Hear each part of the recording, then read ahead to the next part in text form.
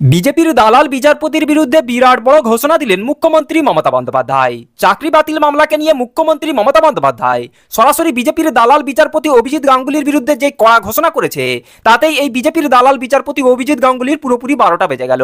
তো চলুন এই ভিডিওটি ধৈর্য ধরে শেষ পর্যন্ত দেখুন যে চাকরি দুর্নীতি মামলায় নেতাজি ইন্ডোর স্টেডিয়াম থেকে সরাসরি মুখ্যমন্ত্রী মমতা বন্দ্যোপাধ্যায় এই বিজেপির দালাল অভিজিৎ গাঙ্গুলির বিরুদ্ধে ঠিক কি কড়া ঘোষণা করলো, তাতে এই বিজেপির দালাল বিচারপতি অভিজিৎ গাঙ্গুলি এখন কত বড় বিপদে পড়ে গেছে। নেতাজি ইন্ডোরে মুখ্যমন্ত্রীর সঙ্গে চাকরিহারাদের বৈঠকে বড় ঘোষণা মুখ্যমন্ত্রী অভিজিৎ গঙ্গোপাধ্যায়কে নিশানা মুখ্যমন্ত্রী। সমস্ত বঞ্চিত যারা একটা কলমের খোঁচায় জীবনটাকে সংকটের মধ্যে এনে দাঁড় করিয়েছেন, ভাববেন না আমরা এটাকে ভালোভাবে মেনে নিতে পেরেছি। আমি মনে করি মানুষ যখন বিপদে পড়ল, সে লাল কি সাদা কি হলুদ বা সবুজ আমার দেখার দরকার নেই, তাদের পাশে দাঁড়িয়ে তাদের অহংকার, তাদের মর্যাদা, তাদের সম্মান, তাদের অস্তিত্ব, তাদের অস্মিতা সব কিছু ফিরিয়ে দেওয়ার দায়িত্ব আমরা কেউ অস্বীকার করতে পারি না। এখনো পর্যন্ত সুপ্রিম কোর্ট আমাদের জানাতে পারেনি কারা যোগ্য আর কারা অযোগ্য।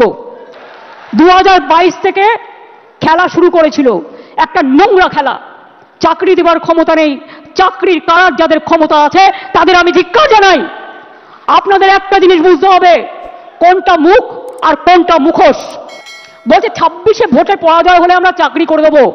যারা বলছেন, আমি একটা কথা আপনাদের বলি, তারপরে আপনাদের কথায় আমরা কি করতে পারি আমি আসব।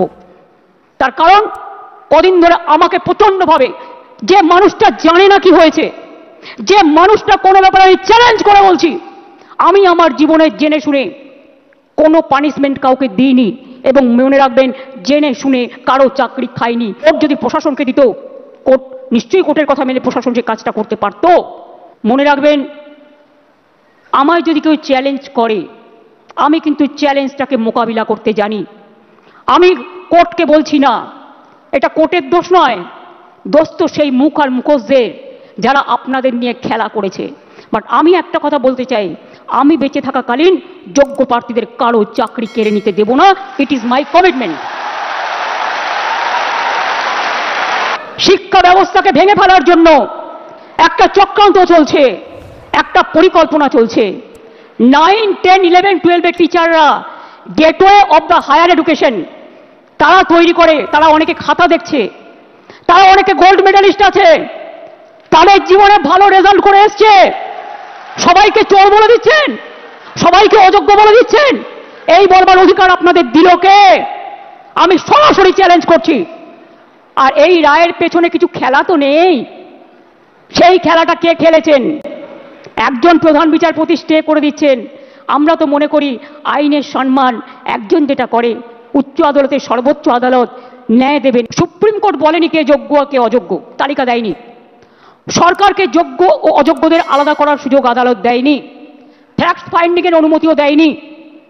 সিবিআই যা যা কাগজপত্র চেয়েছিল তদন্ত করার জন্য, এসএসসি সব কাগজপত্র তাদের দিয়ে সাহায্য করেছিল। আমরা লয়ার যাদের দিয়েছিলাম এবং এখনো দেব, সেই লয়ার কারা? আমরা অভিষেক মনু সিংভিকে বলছি, আমরা কপিল সিব্বলকে বলছি, আমরা রাকেশ দ্বিবেদীকে বলছি, আমরা কল্যাণ ব্যানার্জিকে বলছি, আমরা প্রশান্ত ভূষণকেও বলতে বলেছি। এবং তাছাড়াও আরো অনেক লিগাল ফার্ম থাকবে যারা রাজ্য সরকারের হয়ে যোগ্য টিচারদের সমর্থনে আইনের লড়াই করবে। যারা যোগ্য তাদের চাকরি নিশ্চিন্ত করার দায়িত্ব সরকারের। পরিষ্কার বলছি, কোনো রাগঢাক নেই। সুপ্রিম কোর্টের আইন অনুযায়ী করব। কিভাবে করব? যখন কেউ পথ দেখায়, পথের মধ্যেই পথ খুঁজে নেয়। পথে চলতে গেলে গর্ত আসতে পারে, পথে চলতে গেলে কিছু রাস্তা ভাঙা থাকতে পারে, বাট ভাঙা রাস্তা পেরিয়েই মানুষকে এগিয়ে যেতে হয় সফল রাস্তায়। এবং তাই মনে রাখবেন, আমাদের plan A ready, B ready, C ready, D ready and E ready. মনে রাখবেন, এই যোগ্য টিচারদের চাকরি যাতে কোনোভাবে না যায়। যদি বলে তোমাকে 2 মাসে প্রসেস করতে হবে, আপনাদের তো কেউ চাকরি টার্মিনেট করেনি এখনো পর্যন্ত, করেছে কি? কোনো নোটিশ পেয়েছেন? Supreme court. তাহলেও মনে রাখবেন, অল্টারনেটিভ যা করার আমরা করব।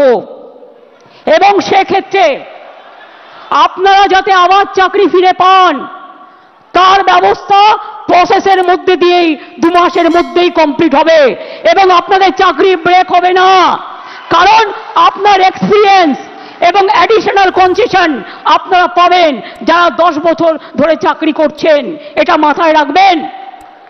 সুপ্রিম কোর্ট কেসটা নিয়ে ক্ল্যারিফাই করে বলুন কারা যোগ্য কারা যোগ্য নয়, আমাদের হাতে লিস্টটা তুলে দিন।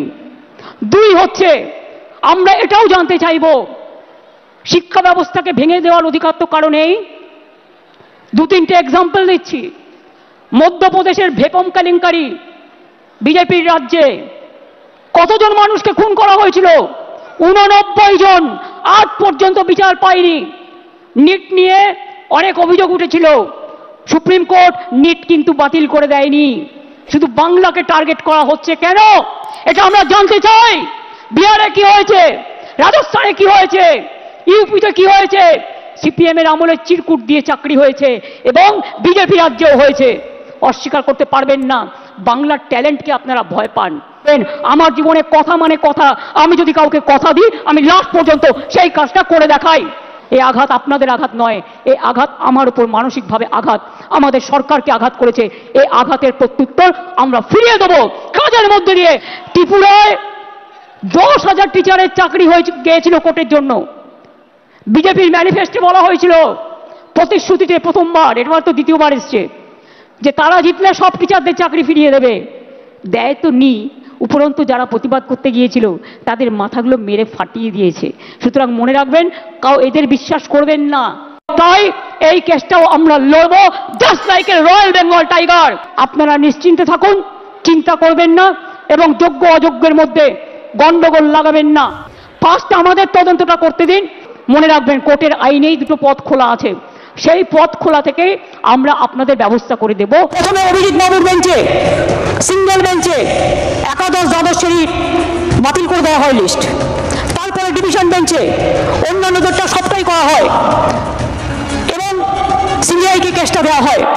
আমরা সিবিআইকে নন কোঅপারেশন করিনি, আমরা বলেছিলাম বাছুন কে যোগ্য আর কে অযোগ্য।